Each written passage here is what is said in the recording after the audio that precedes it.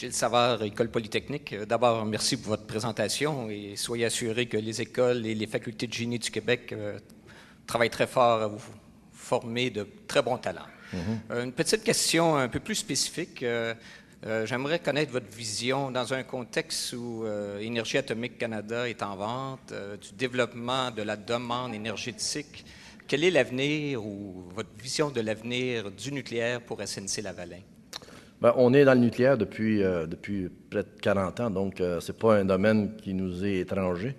On travaille avec Énergie atomique aussi depuis les tout débuts. On avait une entreprise conjointe. On a aussi des partnerships. Donc, travailler avec AECL, connaître AECL, on le connaît très bien. On sait de quoi qu'on parle, si on peut dire, dans ce domaine-là. Maintenant, quel est l'avenir du nucléaire?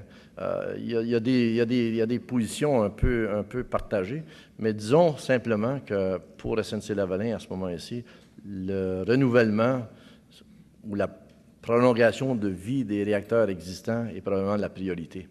La construction de nouveaux réacteurs prend énormément de temps, énormément de capital et aussi